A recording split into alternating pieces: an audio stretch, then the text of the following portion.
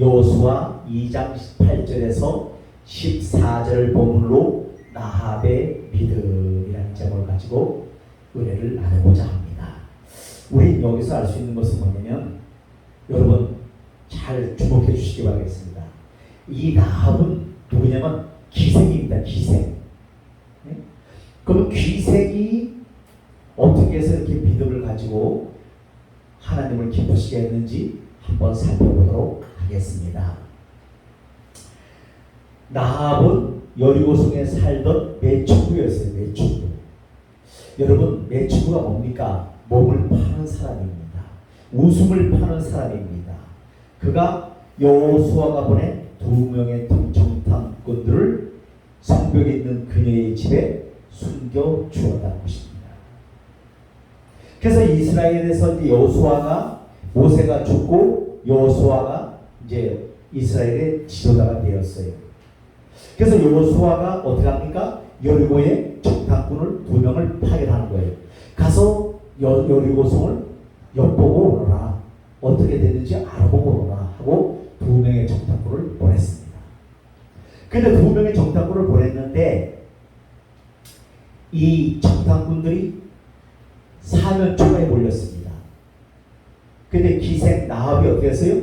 그들을 이 지붕에 있는 산대에다가 숨겼어요. 그리고 이제 어떤 사람들이 또, 이 사람들은 그렇잖아요. 또 어떤 사람들이 고발을 하는 거예요. 저 집에 지금 이 이스라엘로 정탐꾼들이 2명이 들어갔다. 그랬습니다. 그래서 라합이 어떻게 합니까? 아, 그 사람들이 왔다. 정탐꾼이 왔는데, 그들이 오긴 왔는데 왔다가 저쪽으로 가는 거 같더라. 빨리 쫓아가봐라. 잡을 수 있을 것이다 하고 보내버립니다. 그리고 성문을 닫아요. 그리고 이제 그 정탐꾼들에게 얘기를 합니다. 나중에 이 여리고성이 망할 때 나를 기억해달라고 합니다. 우리 가족 모두를 살려달라고 합니다. 대신에 무엇을 하냐면 이 창문에다가 붉은 줄을 달아 내립니다. 그리고 나중에 이제 그 정탐꾼들에게 얘기합니다. 이 줄을 타고 내려 도망가거라. 그래서 정탐꾼들이 그 붉은 줄을 타고 어떻게 도망갑니다. 그러면서 그 붉은 줄을 달아내는 거예요. 징표로. 그러면서 그 정탐꾼들을 숨겨주었어요.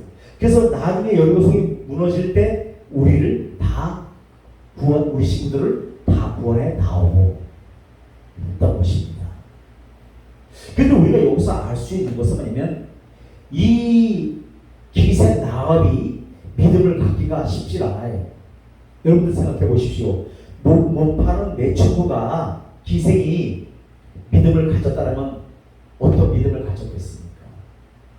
많은 어려움이 있었다는 것입니다. 그렇잖아요. 가뜩이나 술집에 다니면서 무슨 믿음을 가져? 왜냐면 그 매춘부라는 것은 악이잖아요. 근데 우리가 알 수 있는 것은 뭐냐면, 이 기생 라합이 이 믿음을 보임으로 말미암아 그 2 정탐꾼을 살려 보내 주었어요. 그래서 그 정탐꾼이 여호수아에게 가서 얘기합니다. 지도자님, 기생 라합이 우리를 살려주어서, 우리를 숨겨주어서 무사히 정탐하고 돌아왔습니다 하고 얘기를 합니다. 그래서 이 나중에 여리고성이 함락될 때, 무너질 때, 그 기생 라합에 있던 모든 식구들과 기생 라합은 구원함을 얻는 것을 볼 수가 있어요. 그래서 이제 제가 성경을 연구하면서 또 이번 말씀을 준비하면서 가장 놀란 것이 뭐냐면, 예수님의 족보에 들어가는 거예요. 그것이 어디냐면 마태복음 1장 5절 말씀에 있습니다. 그는 누구의 아내? 살몬왕의 아내이자 보아스의 어머니라는 거예요. 이야, 그동안에 보이지 않던 말씀이 딱 보였어요. 라합은 살몬왕의 어머니, 그 아내, 그 다음에 보아스의 어머니입니다. 그럼 룻기에 나오는 보아스는 누굽니까? 룻의 나중에 어떻게 돼요? 남편이 되잖아요. 왜냐면 이방인이 여호와의 총회에 들어온다는 것이 쉬운 일이 아닌데 들어왔잖아요. 그러면서 하나님의 족보에 이름을 올리는 그런 위대한 일을 했다는 겁니다. 우리는 여기서 알 수 있는 것은 뭐냐면 하나님께서는 어떻게 해요? 모든 죄인들이라 할지라도 믿음이 있으면, 예수님을 믿는 믿음이 있으면 구원해 주신다는 사실을 믿으시기를 바라겠습니다. 그리고 이 라합이 붉은 줄을 창문에 매달았다는 것은 뭐냐면 십자가에서 우리 주님께서 우리를 위해서 피 흘려 죽으신 것을 예표하고 있다는 사실을 꼭 믿으시기를 바라겠습니다. 그래서 그 적당꾼들을 보여진 라합의 행위와 그녀가 받은 보상, 그런데 믿음에는 뭐가 따라요? 보상이 따른다는 것입니다. 보상이 그러면 어떤 믿음의 보상이 따랐을까요? 히브리서 11장 31절에 말씀하기를 믿음으로 기생 라합은 적당꾼을 평안히 영접하였으므로 순종하지 아니한 자와 함께 멸망하지 아니하였도다 라고 말씀하고 있습니다. 그것이 뭡니까? 구원 받았다는 거예요. 바로 구원을 받았다는 거예요. 왜? 그 적당꾼들을 숨겨줄 수 있는 믿음과 하나님의 사람들을 선대하였으므로 뭐요? 보상으로 그 집안이 멸망하지 않고 나중에 여리고성이 멸망당할 때 다 보상을 받았다는 것을 말하고 있습니다. 여기서 히브리서에는 히브리 말로 라합은 뭐냐면 교만한 또는 경분한 자, 고대 근동 지방의 신화 속에 나오는 바다 괴물인데 신들에 의하여 굴복당하였다고 한다. 이와 같은 신화들은 바벨론이나 가나안 조국에서 매우 중요한 의미를 지니고 있었다. 구약에서는 이스라엘의 하나님께서 전능하시다는 것을 알릴 수단으로 이 괴물들에 대해 언급이 되어졌다는 것입니다. 여러분들, 이 라합 같은 믿음을 소유하시기를 바라겠습니다. 내 형편이 어떻네, 내 사정이 어떻네, 내가 지금 처해 있는 환경이 어떤데 그것이 필요 없습니다. 기생도 믿음을 가지고 하나님을 기쁘시게 하였더니 구원함을 얻은 줄로 믿습니다. 우리도 이 구원함에 감사하시기를 바라겠습니다. 그래서 라합의 뜻은 넓은 광활한이라는 뜻을 가지고 있습니다. 라합은 일개 이방인 기생으로서 천한 생활을 하고 있었지만 하나님을 두려워할 줄 아는 자였다. 그녀는 그에게 돌아온 이스라엘의 두 첩자에게 자신이 저희를 도와준 것을 기억하여 여리고 함락시 은총을 베풀어 주실 것을 부탁했다는 것입니다. 그래서 여기 보니까 마음이 녹았다고 되어 있습니다. 우리가 성경을 보면 마음이 녹았다고 되어 있습니다. 그래서 우리 11절에 보면 우리가 듣자 곧 마음이 녹았고, 녹다는 표현은 히브리 말로서 가장 절망적인 상태를 나타낸다는 거예요. 그래서 여리고 사람들이 알았잖아요. 하나님께서는 어떻게 해요? 전지전능하신 하나님이라는 것을. 왜? 홍해를 갈라 놓으시고 이스라엘 백성들을 인도해 주셨잖아요.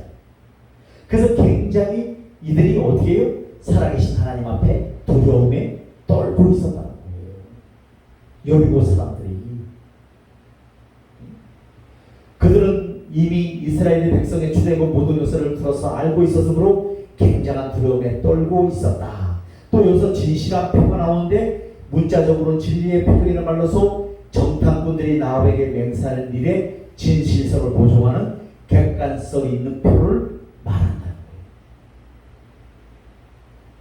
이러한 지표는 그들 정탐꾼의 말을 확인하기 위한 엄숙한 맹세에 불과하다. 그러나 그 맹세 자체는 우리의 생명으로 너희를 대신하도록 할 것이라는 말로 행해졌다. 즉 라합의 생명에 대한 보증물로서 자신들의 생명을 건다는 의미로서 만일 그들이 맹세에 진실지 못해서 라가 그 친척의 생명을 구하지 못하면 그 값으로 하나님께서 죽음으로 보라시라는 것이라는 것을 기억하시기를 바라겠습니다. 또 여기서 보니까 12절에 보니까 선대하였은즉, 그래서 여기서 사용된 히브리 말로 헤세드는 무슨 뜻인가? 은혜, 사랑, 자비, 인자, 친절 등의 의미를 가지고 있다는 것입니다. 그래서 이사야 40장 6절에 보니까 말하는 자의 소리여 이르되 외치라 대답하되 내가 무엇으로 외치리까 하니 이르되 모든 육체는 뿌리요 그 모든 아름다움은 들의 꽃과 같으니 라고 말하고 있습니다. 그래서 하나님이 없는 인생의 아름다움, 풀의 꽃 같다는 거예요. 그렇잖아요. 우리 보십시오. 저를 봐주시기 바라겠습니다. 제가 젊었을 때 멋있었겠어요? 안 멋있었겠어요? 멋있었어요. 예, 지금보다 더 멋있었어요. 근데 그게 뭐냐? 모든 육체는 풀이라는 거예요. 풀이 뭡니까? 잠깐 이렇게 싱싱하게 피다가 딱 없어지잖아요. 또 꽃이 뭡니까? 꽃은 한철 멋있게 이쁘게 피잖아. 어우 이뻐 하잖아요. 근데 딱 시절이 지나면 시들어지잖아요. 우리 인생이 이렇다는 거예요. 그렇잖아요. 우리 이인자 성도도 한때는 좀 얘기를 들어보니까 날렸다고 합니다. 뭐 남자들 뭐 이빨을 물어갖고 다 뭐 이렇게 손가락도 다 끊어버리고 막 이렇다고 합니다만은 바로 그거예요. 근데 지금은 불의 꽃같이 되어버렸잖아요. 우리 인생이 그렇다는 거예요. 누구나 마찬가지라는 거예요. 근데 우리는 이 땅에서 뭐 잘 살고 멋있게 살고 뭐 이러려고 하는데 멋있게 살 수 있어요. 예수가 하나님이 떠난 인생은 아무것도 아니라는 거예요. 그것을 우리에게 말하고 있습니다.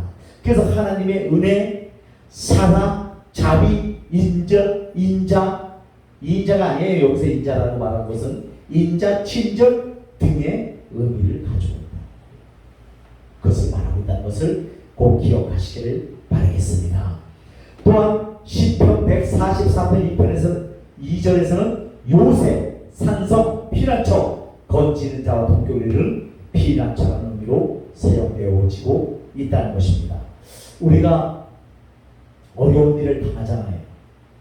그럼 우리는 사람을 찾아가서 막 해결하려고 해.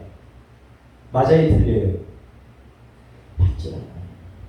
내가 어려움을 당하면요, 누구 하나 돌아보는 게 아니에요. 그때 나의 피난처가 되시고 나의 방패가 되시는 누구한테 구해야 돼요? 하나님께 구하시기를 바라겠습니다. 하나님께.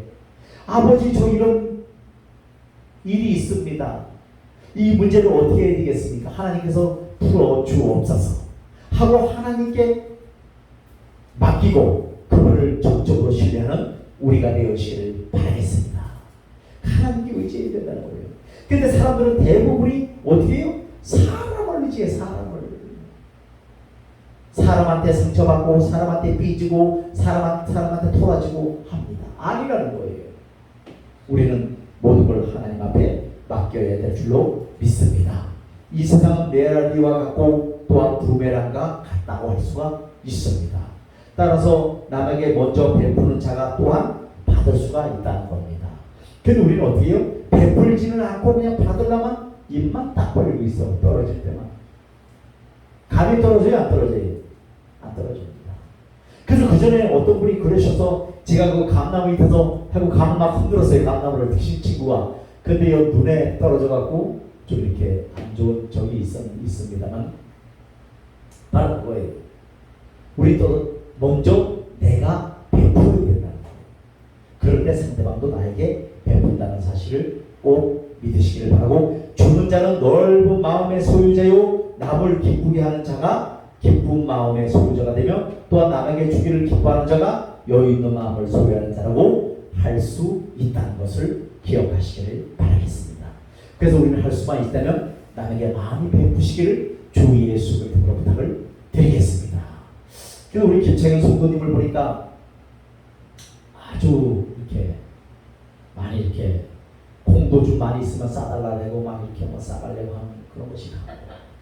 그래서 우리 김창희 성도를 보면서 제가 아침에 웃었습니다만 참 이게 인간이라는 게 참 그렇구나 이런 생각을 많이 했습니다. 나 역시도 마찬가지고 다 똑같잖아요. 그래서 인간의 마음 속에 믿음이 생기게 하는 것은 하나님께서 일으키시는 이적이라고 할 수 있습니다. 우리는 믿음이 없어요. 믿음이 있으면 이 산을 들어 저 바다에 던지고라 해도 던져질 것이라고 말씀하고 있습니다.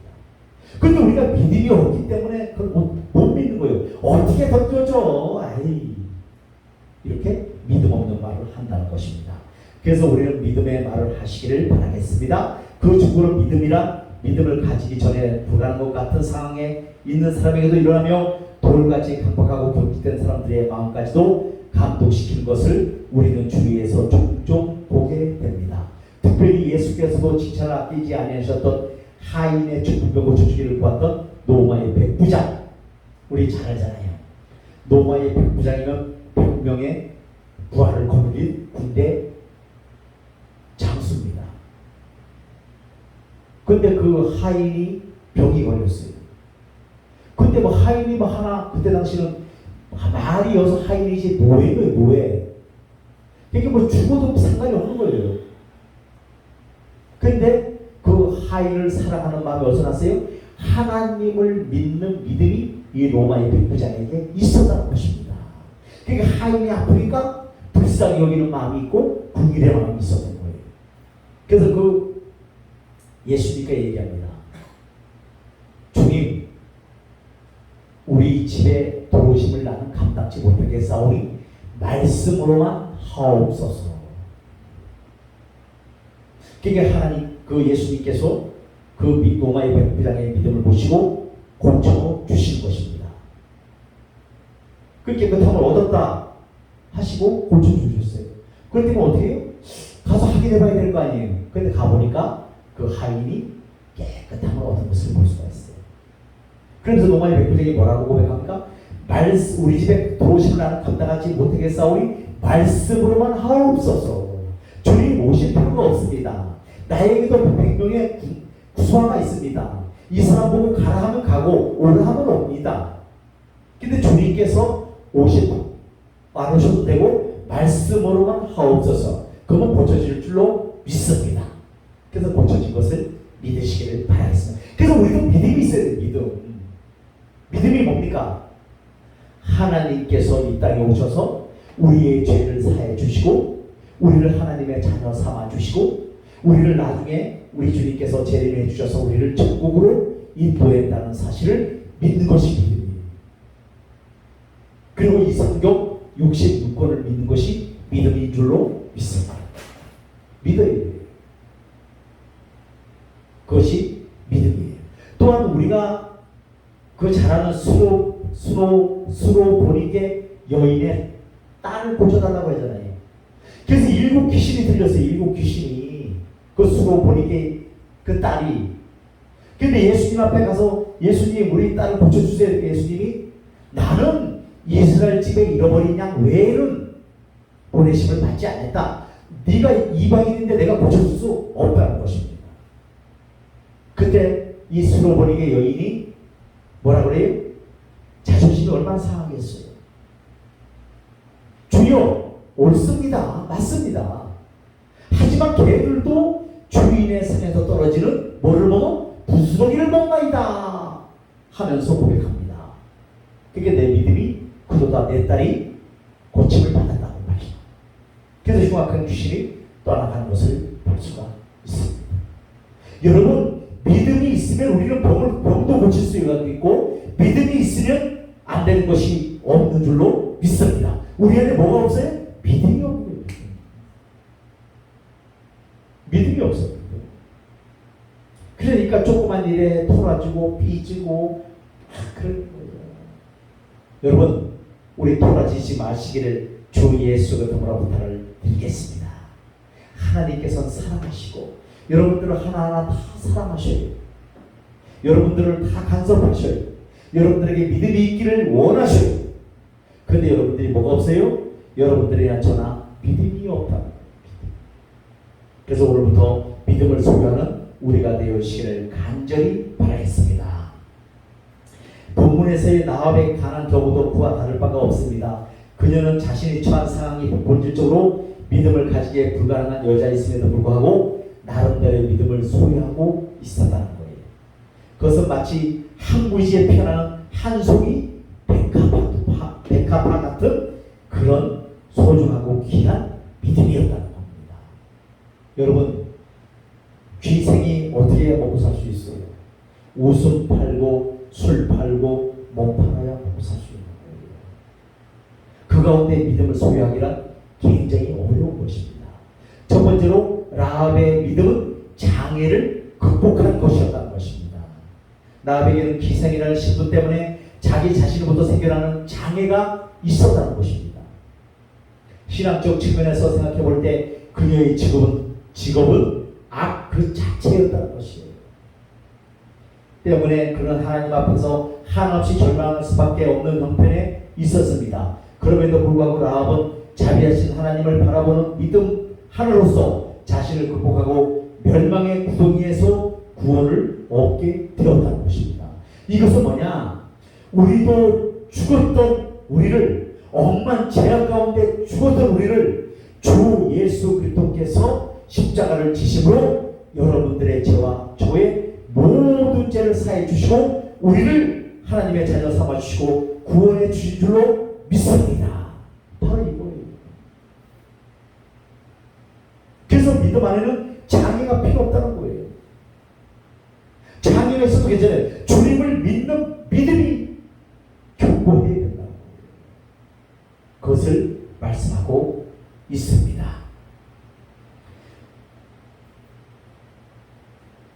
또 라합의 주위에 있는 사람들은 모두 불신자들이었다.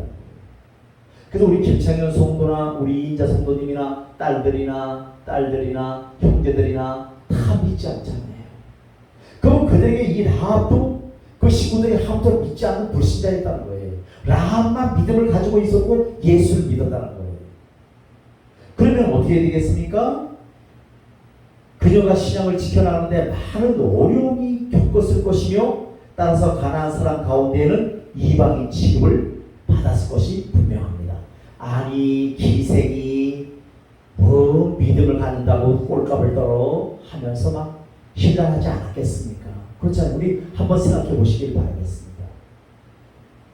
때문에 그들은 나합에게 있어서 본질적으로 적과 다름이 없었으며 그것은 또 하나의 커다란 장애였습니다.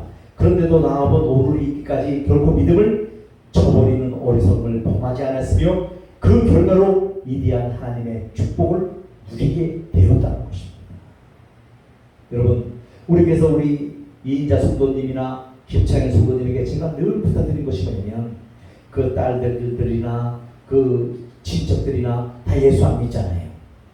그들에게 주님의 사랑을, 주님의 복음을 전해서 그들이 정말 예수 믿고 구원 얻어서 천국에 이르기를 바라는 우리 모두가 되어주시기를 간절히 바라겠습니다. 그래서 그 믿음을 가져야 된다는 거예요. 불쌍하잖아요. 나중에 김창현 성도는 천국에 갈 수 있지만 그 믿지 않는 형제, 자매들, 자녀들 다 지옥불에 간다면 얼마나 고통스럽겠습니까? 꼭 기억하시고 믿음을 소유해서 하나님을 기쁘시게 하며 그들의 영혼을 구원할 수 있는 우리 김창현 성도님과 우리 이인자 성도님이 되어주시기를 간절히 바라겠습니다.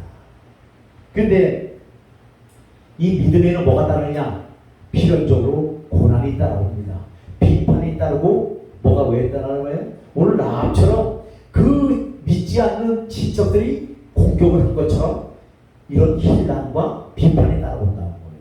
그것을 이겨나가야 된다는 거예요. 그 장애를 극복할 수 있어야 된다는 거예요. 그럴 때 그 영혼들을 구원해낼 수 있다는 사실을 믿으시기를 바라겠습니다.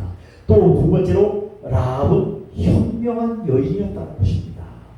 그녀는 애굽에 놓여있던 한 민족이 바로에게서 탈출하고 40년간의 광야 생활을 버텨낸 것이나 또 시온, 옥 등 아모리 족속의 강력한 왕들이 이끄는 군대를 전멸시켰던 것을 기억하고 있습니다. 그 그 일련의 사건들이 그들 자신의 힘으로만 이루어진 것이 아니고 하나님께서 도와주셔서 이루어졌다는 사실을 믿었다는 거예요. 그녀는 이미 이 모든 것들이 이스라엘을 도우시는 하나님의 능력이 있었음을 깨달아 알고 있었다는 것입니다. 그런데 오늘날 세상 학문을 신봉하는 사람들은 일개의 기생이었던 여인 나합도 상식적으로 알고 있었던 이치를 깨닫지 못하고 있다는 것입니다. 그들은 예수 그리스도가 세상 사람들을 변화시키고 인간 역사의 모든 영역에 영향을 미친다는 사실이나 또는 그는 그의 초자연적인 초인간적 능력을 인정하면서도 예수는 다만 일개 인간에 지내지 않는다고 말하고 있다는 것입니다. 그래서 소위 우리 잘 나가고 많이 배웠다고 하는 사람들이 예수를 구주로 영접합니까? 자기 잘난 맛에 살아요. 그뿐 아니라 예수 그리스도의 동정녀 탄생이나 부활의 사건 및 재림의 약속 등은 한갓 교묘하게 긍리하여 꾸며낸 이야기에 불과하다고 말하고 있습니다. 맞아요, 틀려요? 맞아요. 이 얼마나 어리석고 무지한 자들입니까? 진정 그들의 눈이 있어도 보지 못하고 귀가 있어도 듣지 못하고는 가련하고 불쌍한 자들이라는 거예요. 그래서 시편 115편 6절에 보니까 그들은 눈이 있어도 보지 못하고 귀가 있어도 듣지 못하는 가련하고 불쌍한 자들이라는 거예요. 여러분, 믿음을 소유한 것과 하지 않는 것의 차이는 이렇게 크다는 거예요. 믿음을 소유한 자들은 이 세상 것에 연연하지 않고 천국을 향하여 기쁨으로 감사함으로 달려가지만 이 무지한 자들은 이 땅의 것을 바라보면서 물질만을 바라보면서 세상의 것을 바라보면서 저 사람은 많이 배웠어, 저 사람은 변호사야, 저 사람은 뭐야, 저 사람은 검사야, 뭐야, 이런 것만 따지고 있다는 거예요. 그것이 소용이 없어요. 그거보다 더 중요한 것은 오늘 이 기생 나옵처럼 믿음을 소유하는 우리 모두가 되시기를 간절히 바라겠습니다. 믿음을 소유해야 된다는 거였어요. 세 번째로 나아본 믿음은 보상이 따른다는 거. 여러분, 믿음에는 보상이 항상 따른다는 것을 말씀하고 있습니다. 그러면 보상이라는 게 뭐예요? 나에게 따라오는 복을 말하고 있습니다. 그 보상이 따르는데 여리고가 심판을 당하던 날 나아본 자신과 그 가족들이 무사하게 구원받았다는 것입니다.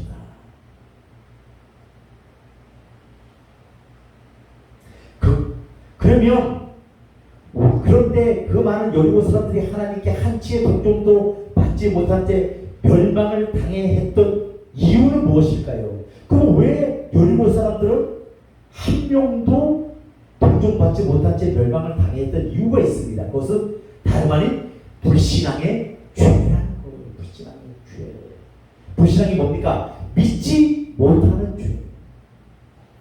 예수님이 십자가를 지시고 우리 모두의 인류의 죄를 위하여 피 흘려 주셨다는 것, 예수님을 믿으면 구원을 받는다는 것, 또 그가 죽은 지 사흘 만에 부활하셨다는 것, 이런 것을 믿지 않았다는 겁니다. 이 불신앙의 죄 때문에 멸망을 당했다는 것입니다. 하나님께서 희생 나합을 그들 가운데 구별해내신 것은 결코 그의 도덕성이 뛰어나거나 지식의 정도가 높거나 또는 훌륭한 인격을 갖추고 있었기 때문이 아니었다는 것입니다. 하나님께서 라합을 구원해내신 것은 오직 그에게 뭐가 있었다? 믿음이 있었다는 것입니다.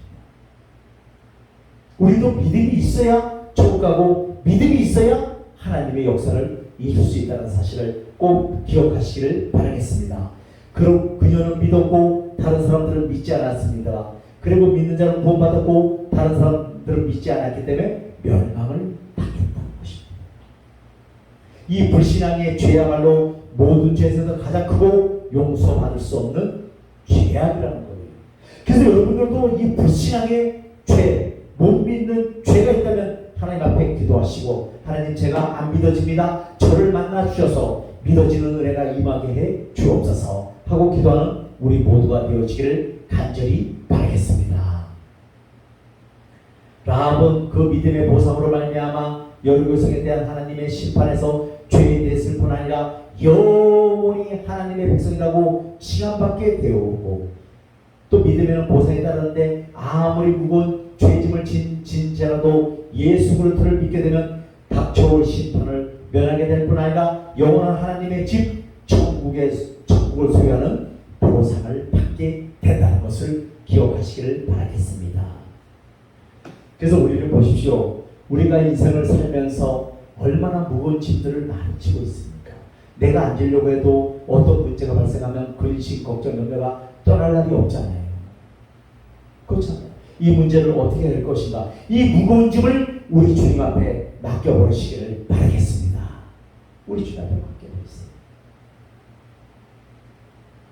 그래서 우리가 잘 아는 히브리서 11장 6절 말씀에 하나님께 나가는 자는 반드시 그가 계신 것과 그가 자기를 찬자에게 상 주시는 이심을 믿어야 할지니라 하매, 우리가 이런 믿음을 소유하시기를 바라고, 히브리서 11장 이 믿음의 장이에요.